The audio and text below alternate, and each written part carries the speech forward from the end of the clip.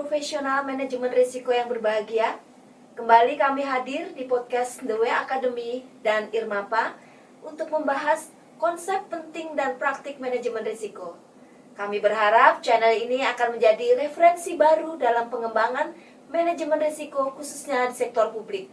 Perkenalkan, saya dengan Fitri Sawitri dari The Way Academy. Hari ini saya bersama dengan Bapak Triwahyono, seorang praktisi manajemen risiko sektor publik. Pada hari ini kami akan membahas konsep dasar mengenai selera risiko. Penasaran seperti apa? Yuk kita simak.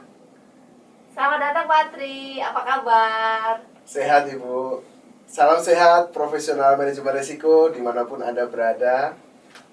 Pak Tri, ada yang request nih ke kita Pak untuk membahas terkait dengan konsep selera risiko. Boleh nggak Pak diberi penjelasan yang simpel dan mudah dipahami nih Pak? Silakan Pak Tri. Pertanyaan menarik itu Bu. Memang bagi kita sebagai orang awam, istilah selera risiko mungkin agak asing ya. Tapi tidak perlu khawatir sebetulnya, karena selera risiko ini diterjemahkan dari bahasa asingnya risk appetite. Ya, makanya diterjemahkan jadi selera risiko. Ibarat kita masuk ke restoran Padang, nih saya kasih ilustrasi saja supaya mudah nih Bu. Jadi selera kita terhadap makanan yang disajikan itu akan sangat tergantung dari kondisi kesehatan kita. Misalnya, kita memiliki kolesterol yang tinggi, maka menu di restoran Padang itu ya merupakan ancaman serius bagi kenaikan kolesterol kalau tidak bisa dikendalikan dengan baik. Kalau mau diteruskan lagi, nanti bisa fatal, ya, itu menyebabkan stroke misalnya. Nah, oleh karena itu ketika masuk restoran Padang, ya tentunya orang tadi itu punya batasan, punya selera. Misalnya dia menentukan, ya mau atau bisa makan berlemak dan bersantan itu maksimal seminggu sekali. Jadi kalau misalnya sudah makan berlemak bersantan seminggu ini sekali, maka meskipun makanannya menggiurkan, tetapi pilihan di restoran Padang yang bisa dia makan hanya tongkol bakar aja Bu, yang tidak berlemak dan bersantan. Itu konsepnya. Ya. Jika selera risiko itu tidak diikuti, apa akibatnya tuh Pak Tri? Pertama, yang jelas nih, kolesterolnya akan naik, ya gitu ya. Nah, oleh karena itu perlu upaya bagaimana untuk menurunkan risiko itu. Atau misalnya nih sering disebut dengan istilah mitigasi risiko. Gimana caranya?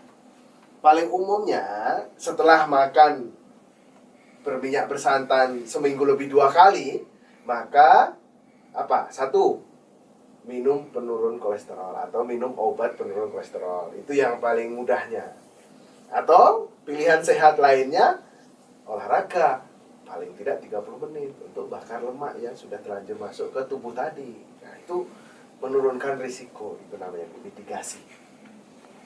Kira-kira implikasinya nih Pak Tri bagi organisasi khususnya di sektor publik itu apa Pak Tri? Dan bagaimana? Nah, ini yang menarik. Selera risiko itu memberikan batasan bagi organisasi sampai tingkat apa risiko itu dapat diterima dan tidak perlu melakukan mitigasi. Jadi kalau lewat batas itu, maka perlu melakukan mitigasi. Karena mitigasi ini perlu biaya Bu, sehingga dia harus menetapkan mana yang bisa diterima, mana yang harus dimitigasi. Kira-kira itu. Kemudian selera risiko ini umumnya itu ditetapkan dalam suatu nilai tertentu. Misalnya ditetapkan untuk risiko 10 misalnya dengan nilai 10, maka ketika selera risiko itu ditetapkan 10, maka ketika nilai risiko ada yang 10, maka pengendalian saat ini ya itu harus bisa boleh dikatakan ini dapat diterima kalau di levelnya 10. Tapi lebih dari 10 ya, nanti ada konsep di atas ambang, di bawah ambang. Di atas 10 maka perlu dilakukan mitigasi. Nah, siapa yang menentukan 10 ini? Nah, ini yang menarik nih. Ya, idealnya yang menentukan itu adalah pimpinan organisasi. karena dialah yang penanggung jawab dari keseluruhan organisasi itu. Makanya sering kita kenal istilah ada pimpinan kita itu ternyata risk taker gitu kan, berarti ambil risiko, selera risikonya tinggi. Atau pimpinan kita ternyata risk avoider. Nah, kalau risk avoider berarti dia selera risikonya rendah, jadi banyak risiko yang harus dia kelola. Kira-kira itu Bu implikasinya. Terima kasih ilustrasi dan penjelasannya Pak Tri. Bagi profesional manajemen risiko yang menemukan konsep manajemen risiko yang sulit untuk dipahami, silahkan posting di kolom komentar. Kami akan berusaha untuk membahasnya pada kesempatan pertama. Sekali lagi, jangan lupa like, komen, dan subscribe channel kami. Sampai jumpa pada podcast mendatang. Salam profesional manajemen risiko.